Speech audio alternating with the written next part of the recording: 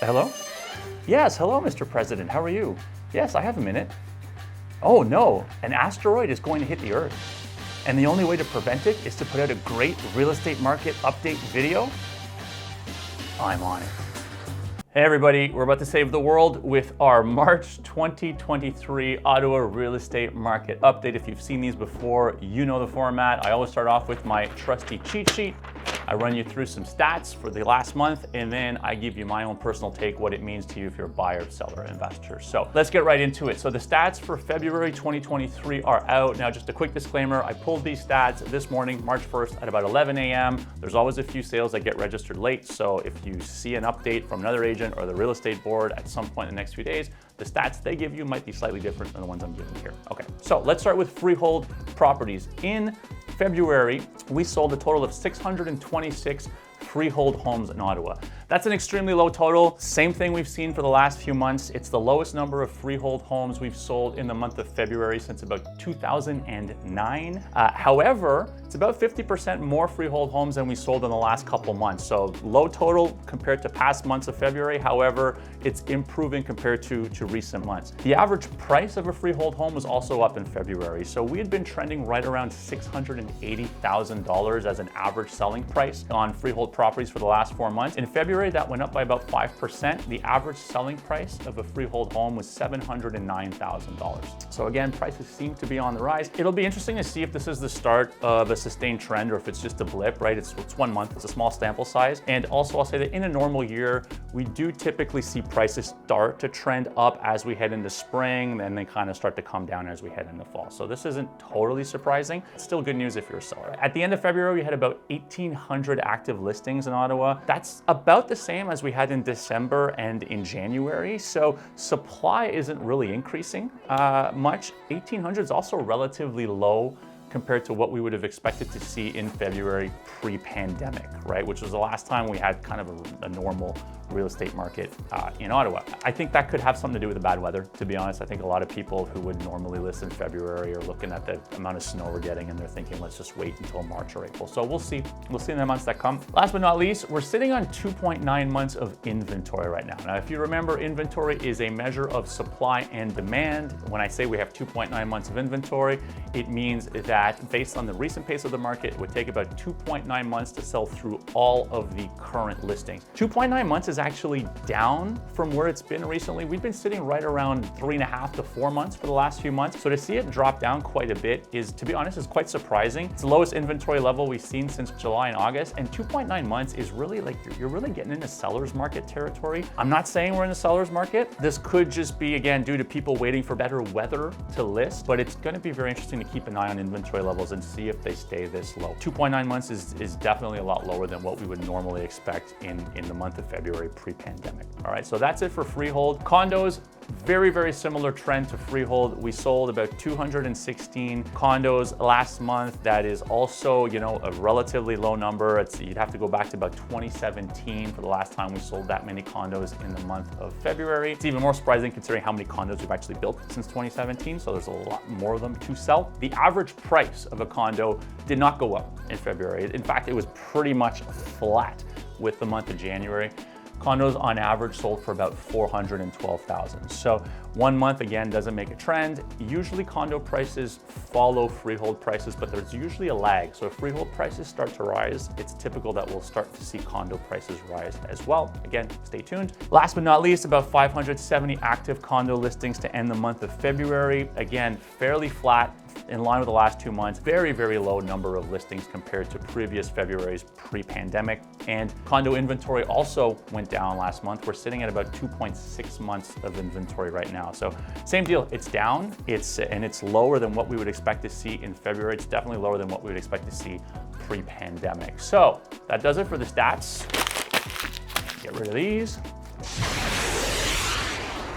Hear that sound effect? All right, so what do we make of it all? Well, to me, the most interesting stat are the following inventory levels. I will be very, very curious to see whether or not inventory levels, which again, measure of supply and demand, pick up in March and April, where we normally see a lot of new listings hit the market, right? So it'll be really interesting to me to see if those new listings that are inevitably going to come to market in March or April are getting absorbed at the same rate as what we're seeing now. I mentioned this last month, but it's very strange to see incredibly low sales volume and to see inventory not climb. Normally when there's this few sales happening, we would expect inventory levels to be climbing, and they're actually falling. So it's a strange market. Again, it's still a small sample size, so I think we'll know a lot more as we head into spring, but it's something that I'm definitely going to be keeping my eye on. So here's something else that's really interesting that I've observed at the start of this year. Now, I've been working with a few buyer clients who are shopping for freehold properties that are in what I would describe as, the entry-level price segment in Ottawa, which is the $500,000 to $600 price range. That's really what an entry-level freehold property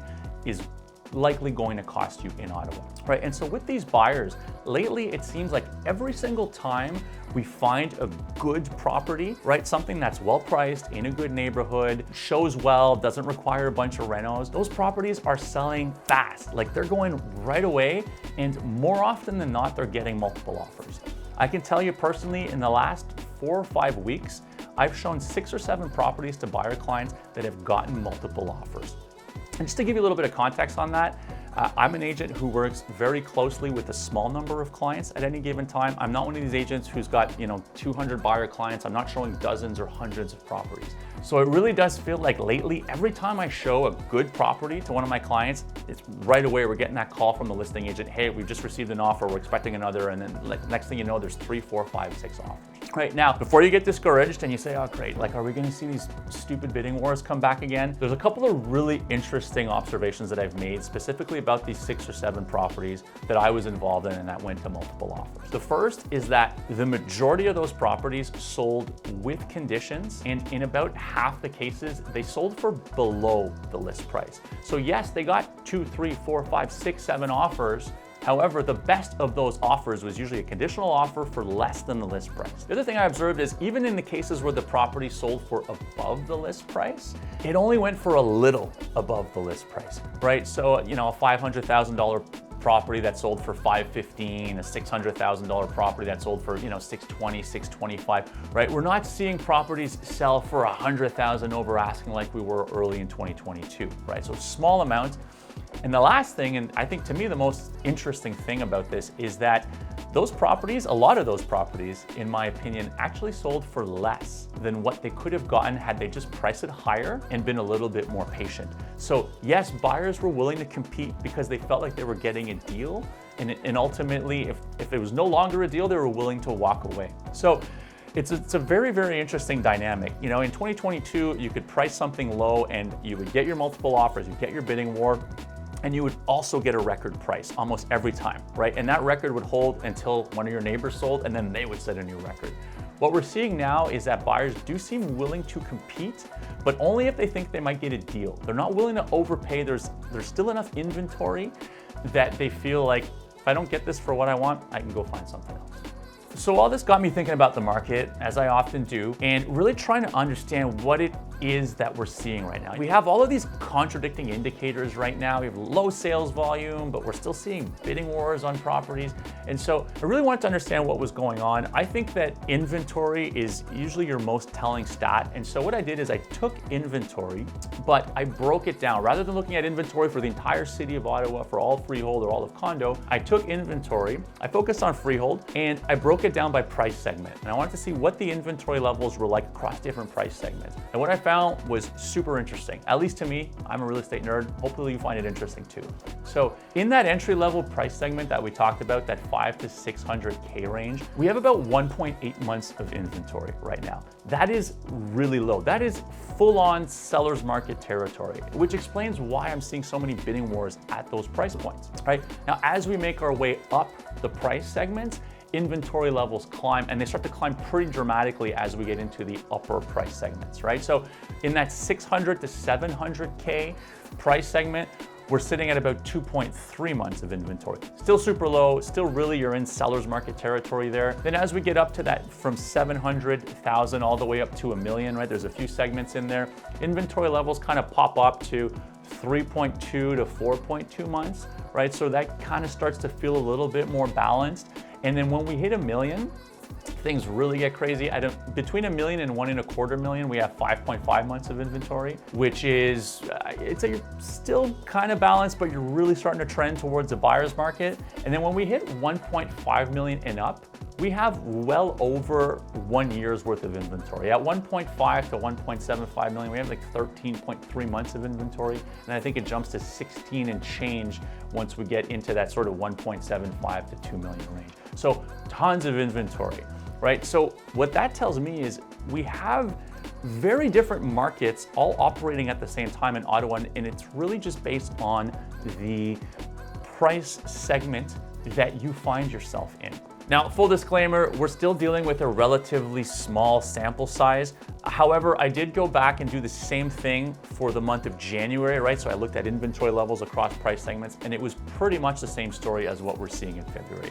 Again, be interesting to see if this holds up. The big takeaway in all this for me is that whether you're a buyer, seller, or investor, you may find yourself in a very different market depending on what your budget is or what price segment of the market you find yourself in. So now is still a really good time to be a seller if you're selling a property that's in the sort of 500 to 700K range, right? And if you're one of these buyers who's fortunate enough to be able to afford a $1 million plus property, now's a really good time to buy in spite of interest rates, right? And the flip side of that coin is that if you're a buyer who's looking at that 500K to 700K range, you could probably expect that you're not going to have a ton of room to negotiate on price, and you might even be competing against other buyers. Whereas if you're a seller and you're selling a luxury property, something that's $1 million or up, the opposite applies. You're probably going to have to negotiate on your price. You're probably going to have to be patient because that segment is moving very slowly, right? So we have different markets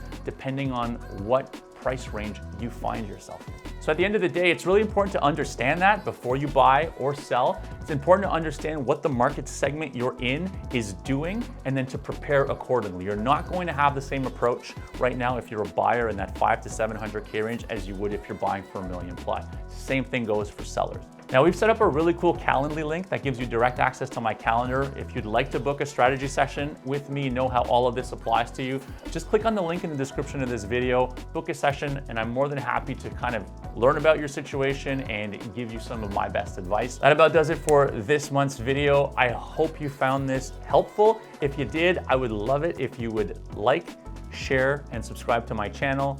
I'm Serge Papineau. Hold on. Yes, Mr. President? Yes, oh, yes, so the asteroid is no longer in play.